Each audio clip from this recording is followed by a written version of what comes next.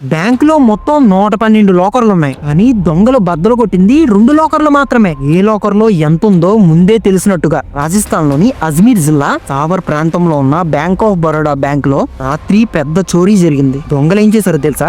Shutter break చేయలేదు, doors బద్దలు కొట్టలేదు. సింపుల్ గా బ్యాంక్ మేడపై లాకర్ రూమ్ ఉన్న భాగాన్ని అక్యురేట్ గా ఐడెంటిఫై చేసి ఎవరో ముందే చెప్పినట్లుగా అక్కడే కట్ చేశారు. అక్కడ మొత్తం 100కు పైగా లాకర్స్ ఉన్నాయి, కానీ బ్రేక్ చేసింది 2 లాకర్స్ మాత్రమే.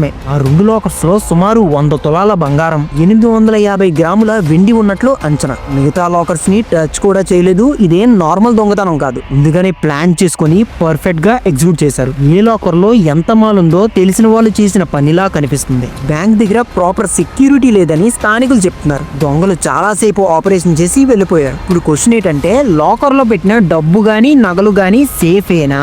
ఆర్బీఐ రూల్స్ ప్రకారం లాకర్ లో ఎంతైనా ఉండొచ్చు, అది బ్యాంక్ కి సంబంధం లేదు. కానీ నువ్వు లాకర్ కు కడుతున్న రెంట్ కి బ్యాంక్ కి సంబంధం ఉంటది. నువ్వు కడుతున్న రెంట్ బట్టి నీ కంపెన్సేషన్ డిసైడ్ అవుతుంది. సింపుల్ గా చెప్పాలంటే, నీ లాకర్ కు సంవత్సరానికి 4000 కడితే 4000 ఇంటూ 100 చేస్తే 4 లక్షలు వస్తాయి. అంటే మీ కంపెన్సేషన్ 4 లక్షల వరకు రావచ్చు. అది మీ లాకర్ కు కట్టే రెంట్ బట్టి, లోపల ఉన్న వస్తువుల విలువ బట్టి కాదు. అందుకే లాకర్ లో గోల్డ్ పెడితే ఫోటో తీసి పెట్టుకో, బిల్లు జాగ్రత్తగా ఉంచుకో. హై వాల్యూ ఐటమ్స్ అయితే ఇన్సూరెన్స్ చేసుకో, ఎందుకంటే బ్యాంక్ సెక్యూరిటీ ఇస్తుంది, కానీ గ్యారంటీ మాత్రం ఇవ్వదు. చివరికి నష్టపోయేది ఎవరు? నువ్వే.